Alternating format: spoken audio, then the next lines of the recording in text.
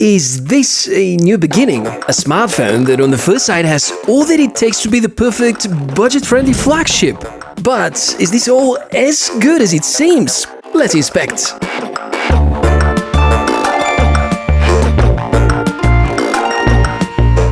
Hey, welcome back to the channel. My name is Michael and I'm so happy to see you around.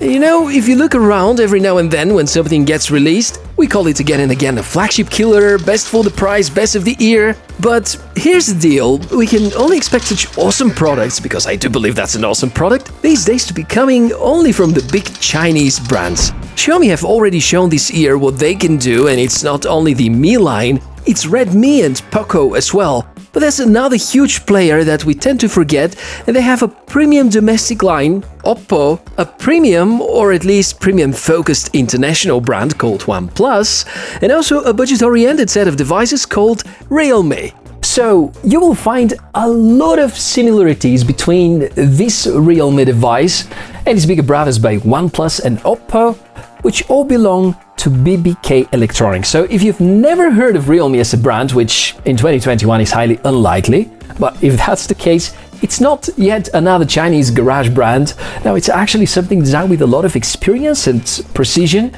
and it's definitely going to get a lot of good, reliable software updates. And let's be fair, ever since OnePlus abandoned the flagship killer space, that's an area which is vacant. And although we can't call this as good as the OnePlus One, it definitely falls into the shoes of the OnePlus One, and probably we can think of Realme as the new budget-friendlier brand which can produce really good flagships at a mid-range price.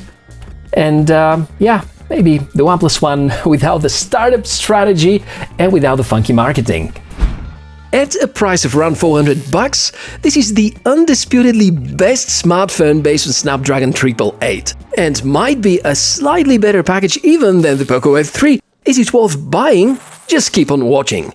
So the unboxing came with a few minor surprises. Nothing about that was listed on the box, which by the way looks pretty nice. Not much of text or ads to read, which I kinda quite like. We're unboxing here the more powerful version with 12GB RAM and 256GB storage. There are two variations, global and Chinese, with the latter one missing Google's framework, so be extra careful where you buy it from. If you live in the United States of America, think twice, because there's limited support for 5G with the major carriers. If you're mostly into 4G, then you should be fine with the international version. So inside this pretty box, there's the pack with the papers first. Actually, they got me with this empty side. A screen protector on the other end, it's semi-transparent. Then comes the charging cable, and here's something we haven't seen for a very long time, especially with high-end smartphones. Earphones, yes, with a 3.5mm jack. Just feels great. Correct me if I'm wrong, but so far this is the only international device with Snapdragon 888 and a pair of old-school headphones, so I already like the Realme GT. Removing the folio reveals it in its full glory. There are two color variations. This here is a very interesting choice for the main color. The texture on the back is awesome, and that's a phone you could gladly carry without a case just because of its interesting signature. Of course, if you don't like it, there are plenty of good choices for a non-transparent case. I can't keep calm anymore about the specifications, so let me warn you, most of them are really decent. Best processor of the year by Qualcomm, but it has its drawbacks. Configurations with up to 12GB of RAM, up to 256GB of ROM. No microSD slot though. 6.43-inch AMOLED touchscreen, 4500 mAh battery, 64-megapixel main camera leading the triple camera setup on the back, the most wanted and used communication protocols for 2021 including Wi-Fi 6, so pretty much a very badass configuration which covers probably 80% of what the OnePlus 9 Pro would cover. But there are some corners cut. No wireless charging, just Gorilla Glass 5 instead of the more durable Victus.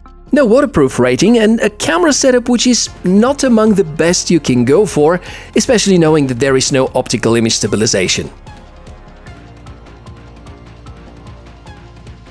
Now, I'm going to talk about the most important components that people usually look into before buying their next smartphone, and that will be the camera, because these days we don't really have a phone with a camera, it's rather a good camera setup with some phone capabilities. correct me if I'm wrong. So inside here, there is a triple camera setup, which is led by the 64 megapixel main camera based on a Sony IMX 682 image sensor, which is a very powerful solution. And on the other hand, it's not the latest and greatest, but since it's been part of some really good 2020 models, we can be certain that now Realme can extract the maximum out of it. I know that for many people the availability of OIS is important, but I would be quite comfortable even with just electronic image stabilization, something that, if done the right way, could be really decent. But when taking photos here, especially in low light, you're gonna have to train your hands to be as steady as possible in order to get the best photos and footage. 64 megapixels is quite a thing, so you can count on some really great shots, especially if light is sufficient. The ultra-wide-angle camera is also not to be ignored. It has surprisingly good performance in daytime, and of course, nothing spectacular at night. The macro camera, being only 2 megapixels, is just there for the marketing, and I wouldn't count on it that much. The main camera can provide a lot better photos. You can get good results even for macro, with some post-processing and cropping. The video part is quite interesting too. Having no optical image stabilization, I had some concerns about the shakiness and the effectiveness of the software stabilization, but you can see for yourself that it's not bad at all. I also found the camera app to be lightweight yet functional. That's a good feeling, giving you confidence that you're going to get consistent and very good shots. The front camera is just fine, a bit older sensor is used here as well, and sadly no stabilization applied, not even software-based, so that's clearly a drawback.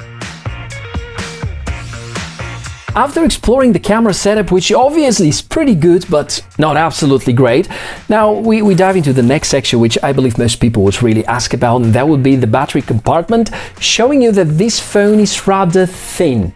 So that's true, we don't have a huge battery inside. Obviously here Realme counts on super fast charging combined with very well battery optimized operating system. OnePlus have dash charging, here it's called Super Dart, but speed is not much different. Realme promised that getting the phone fully charged is going to take around 35 minutes. And that's correct. It's just a ridiculous amount of time, and I'd easily forgive even the minor battery drains that the not too battery-friendly software has. But fun fact, a $400 phone beats the out of the Galaxy S21 Ultra, which needs around an hour and a half to get its battery back to full. But the Realme GT cannot offer any wireless charging, if that's an important for you feature. Now, we're going to cover the rest of the components while we make a software walkthrough. You can check the display first. Scrolling and menu navigation is exceptional, as smooth as it could be on a Pixel device. With some bitterness, I have to admit that it's much better than the scrolling on my current daily driver, the Mi 11 Ultra. Colors on the screen are somewhat pale, and if you open a widescreen and look from an angle, there's a reddish tint notable, reminding you where part of the price difference to the true flagships comes from. If you wonder how the gaming experience feels, let me show you right away. It's good, but not great. Luckily, there's an exclusive game space applet, which lets you quickly control the settings, and also to know the current performance.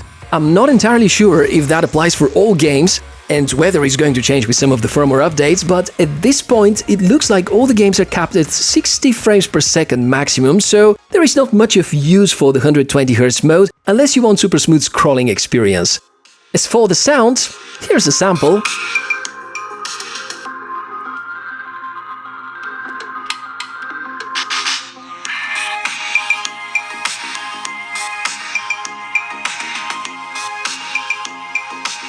Clearly, the frequency response is limited, but gosh, this speaker is loud.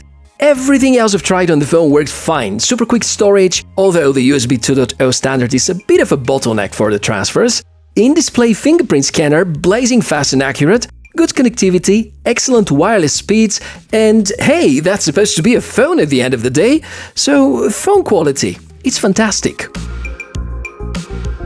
The international version of Realme GT, as you can see, comes with Google Dialer, which in my honest opinion is probably one of the worst choices when it comes to a dual SIM enabled smartphone, because its dual SIM capabilities are pretty poor and you don't have too many features. It's very bad when you have to switch between SIM cards.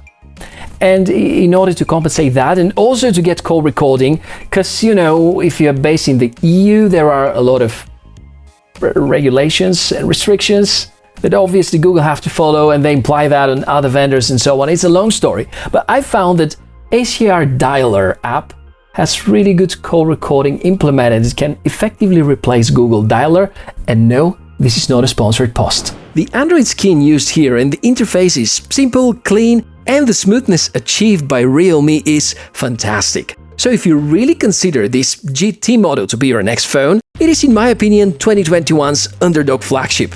Remarkable hardware pack featuring the best Android SoC of the year, the great 120Hz display, however hindered in terms of colors and accuracy, limited refresh rate while gaming. There's not too big battery, but you can fully charge it in just 35 minutes. Amazing camera if you don't need iPhone-like low light performance and telephoto shots. And due to the plastic case, throttling with the anyways hot Snapdragon 888 is going to occur more often. But that only if you're a passionate gamer. Just make sure you won't drop it in water and keep it away from sun and dust. And I'm pretty sure you're going to be more than happy with what this $400 device could offer. Quite unique design and even hands-free included, you clearly can't go wrong with this body if the idea is to stay focused on the best essentials. So I'm gonna leave it up to you to decide whether this is the best choice of the year and whether it is better than OnePlus Nord 2 or Poco F3 or any other flagship or flagship wannabe you can think of, and you would kindly share in the comment section below, because the more ideas we have, the better the options are, and always having the ability to choose from many really good devices is great. But so far, from what I'm seeing, really this full package based on Snapdragon 888, the 64 megapixel camera, the headphone jack, and the flagship grade charging speed, I don't think there's going to be something really beating the Realme GT anytime soon. But we can agree to disagree, because I know that everybody has a different opinion. Feel free to share yours in the comment section below. As usual, some discounts in the description area, link to the product, more info. And I hope to stay in touch. Therefore, subscribe to the channel, give us a like if you think that we deserve it. I'm Michael, and look forward to see you in the next episode. Bye!